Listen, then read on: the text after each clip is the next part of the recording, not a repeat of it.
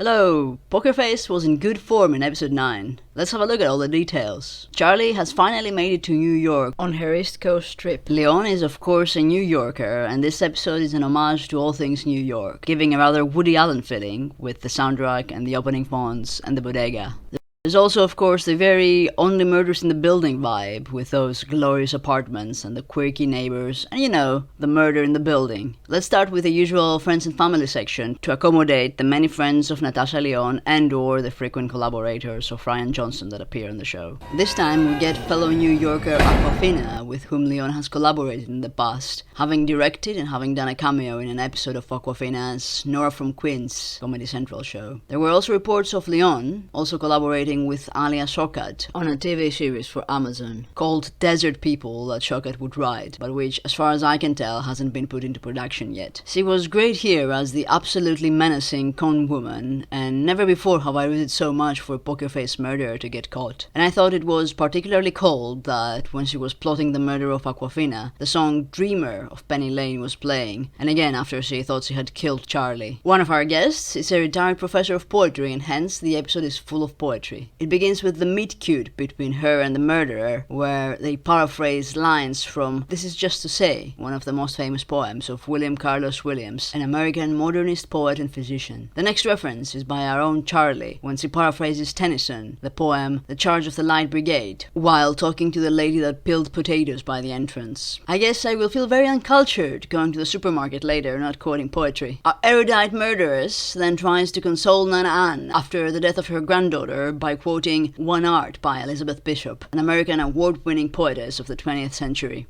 The final sidelines we hear are from Edna St. Vincent's Millay's Dirge Without Music. In more highbrow references, our killer is a fan of photography, recognizing a William Eggleston photograph hanging on poor Ricardo's wall. Eggleston is an award-winning photographer that focuses on the mundane, and he popularized color photography as a form of art. And in the Add to Your Watch List part of the episode, we get two great film recommendations. The legal thriller Michael Clayton with George Clooney. Perfect movie. And the very European, delicious courtroom drama Anatomy of a Fall. It's a great dog performance. I thought there were some good jokes in the episode. I liked how Good Buddy's doormat said, "Home is where the mustard is," only to see that his fridge was full of mustard. I like how everyone knew what a Schlage 50 is, even though Charlie could not pronounce it, although she was able to say Chernobylicious. Here's Otto, the annoying landlord, washing off a graffiti that says Otto sucks. We get the lady with the potatoes being an investigative journalist on Vague magazine, a publication that was about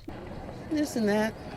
She also has a barb about being fired after punching Rex Reed, who is a film critic that has a very confrontational style, which seems borders onto being a dickhead. I had a look at his review for Knives Out, which he gave 3 out of 4 stars, and for which he wrote, "There isn't a genuine thrill in sight." That's for a 3-star film? Harsh. There are also a couple of interesting side characters. The tap-dancing firefighter, who lives in 1G and who Charlie refers to as John Bubbles, a tap dancer and vaudevillian actor, and then Pej Vagdad, who played Abdul of the bodega. He has played a store owner in Chicago as well. And there's Paddy Harrison's Good Samaritan, who we see briefly in what seems to be a setup for the next episode. Finally, we get a look at Good Buddy's apartment and his tastes. He's into German literature, reading Marxist playwright and thinker Bertolt Brecht and Thomas Mann's Dr. Faustus. He has a couple of tomes of Henry James tales. He has an old copy of Dostoyevsky's Crime and Punishment. He can read French. Le Voyageur sans bagage, The Traveller Without Luggage, which is a 1937 play by Jean Anouilh. And this one, which you can't really see, is the anthology Writers in Revolt, which has some fairly interesting pieces by William Burroughs, Samuel Beckett, and Iris Murdoch, among others. His musical tastes are decidedly more American and include country pianist Floyd Cramer, some bluegrass by Lesser Flatt and Earl Scruggs, Lena Ronstadt, who I think has sung a bit of everything, Marty Robbins, a country and western singer, and